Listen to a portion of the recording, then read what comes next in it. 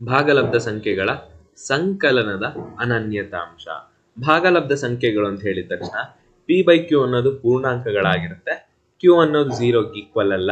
ಮತ್ತೆ ಈ ಸಂಖ್ಯೆಗಳನ್ನು ನಾವು ಪಿ ಬೈ ಕ್ಯೂ ರೂಪದಲ್ಲಿ ವ್ಯಕ್ತಪಡಿಸಬಹುದು. ಇಲ್ಲಿ ಕ್ಯೂ ಅನ್ನೋದು 0ಗೆ ಈಕ್ವಲ್ ಆಗಿರಲ್ಲ. ಇಂತಹ ಸಂಖ್ಯೆಗಳನ್ನ ನಾವು ಭಾಗಲಬ್ಧ ಸಂಖ್ಯೆಗಳು ಅಂತ ಹೇಳ್ತೀವಿ.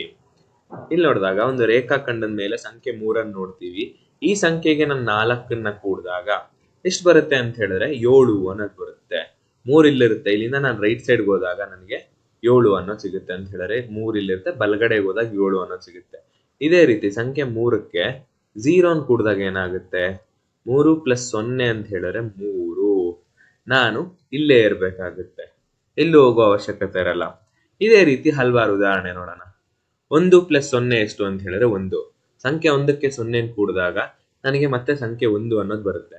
ಅದೇ ರೀತಿ 29 + 0 ಎಷ್ಟು ಅಂತ ಹೇಳಿದ್ರೆ 29. -14ಕ್ಕೆ 0 ಕೂಡಿದಾಗ ನನಗೆ -14 ಬರುತ್ತೆ. 0ಗೆ ಮತ್ತೆ ನಾನು 0 ಕೂಡಿದಾಗೂ ಸಹ ನನಗೆ 0 ಬರುತ್ತೆ. ಇದಿಷ್ಟನ್ನು ನೋಡಿದಾಗ ನಮ್ಗೆ ಏನ್ ಅರ್ಥ ಆಗುತ್ತೆ? ಏನೋ ಒಂದು ಪ್ಯಾಟರ್ನ್ ತರ ಕಾಣಿಸ್ತಿದೆ. ಏನು ಅಂತ ಹೇಳಿದ್ರೆ ಒಂದು ಪೂರ್ಣಾಂಕ ಅಥವಾ ಪೂರ್ಣ ಸಂಖ್ಯೆಗೆ 0 ಅಂತ ಹೇಳಿದ್ರೆ 0ನ ಸೇರಿಸಿದಾಗ ಅದೇ ಪೂರ್ಣಾಂಕ ಅಥವಾ ಪೂರ್ಣ ಸಂಖ್ಯೆಯನ್ನು ನೀಡುತ್ತದೆ.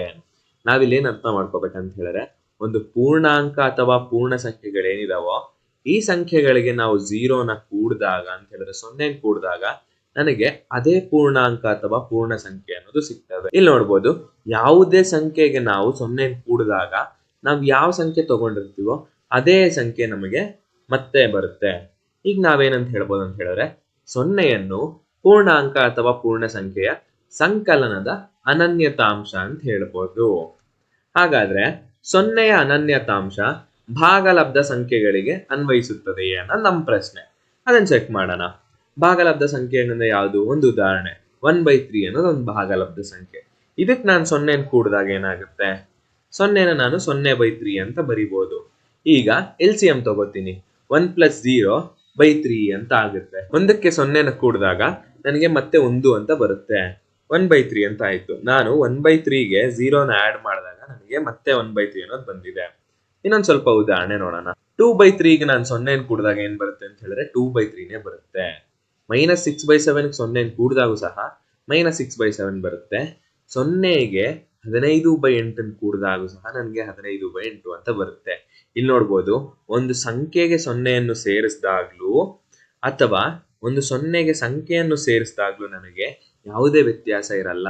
ನಾನು ಏನ್ ವ್ಯಾಲ್ಯೂ ತಗೊಂಡಿರ್ತೀನೋ ಅದೇ ವ್ಯಾಲ್ಯೂ ನನಗೆ ಆನ್ಸರ್ ಬರುತ್ತೆ. ಹಾಗಾದ್ರೆ ಇಲ್ಲಿ ಏನಂತ ಹೇಳ್ಬೋದು ಅಂತ ಹೇಳಿದ್ರೆ ಒಂದು ಭಾಗಲಬ್ಧ ಸಂಖ್ಯೆಗೆ 0ಯನ್ನು ಸೇರಿಸಿದಾಗ ಅಂತ ಹೇಳಿದ್ರೆ 0 ಸೇರಿಸಿದಾಗ ನಮ್ಗೆ ಮತ್ತೆ ಅದೇ ಭಾಗಲಬ್ಧ ಸಂಖ್ಯೆ ಸಿಗುತ್ತೆ. ನಾವು ಯಾವ ಭಾಗಲಬ್ಧ ಸಂಖ್ಯೆ ತಗೊಂಡಿರ್ತೀವೋ ಅದಕ್ಕೆ 0 ಸೇರಿಸಿದಾಗ ಮತ್ತೆ ಅದೇ ಭಾಗಲಬ್ಧ ಸಂಖ್ಯೆನ ನಾವು ನೋಡ್ಬೋದು. ಈಗ ನಾವೇನ್ ಹೇಳ್ಬೋದು ಅಂತ ಹೇಳಿದಾಗ 0ಯನ್ನು ಭಾಗಲಬ್ಧ ಸಂಖ್ಯೆಗಳ ಸಂಕಲನದ ಅನನ್ಯತಾಂಶ ಅಂತ ಹೇಳ್ಬೋದು. ಹಿಂದೆ ನಾವು ನೋಡಿದ್ವಿ ಭಾಗಲಬ್ಧ ಸಂಖ್ಯೆಗಳಿಗೆ ಅನನ್ಯತಾಂಶ ಅನ್ವಯಿಸುತ್ತಾ ಅಂತ.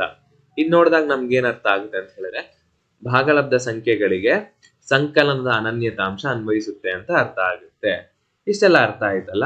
ನಿಮ್ಗೊಂದು ಪ್ರಶ್ನೆ.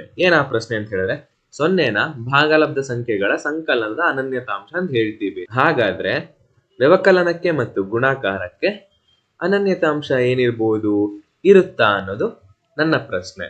ಇದನ್ನ ಥಿಂಕ್ ಮಾಡಿ ಉತ್ತರನ ಕಾಮೆಂಟ್ ಮಾಡಿ.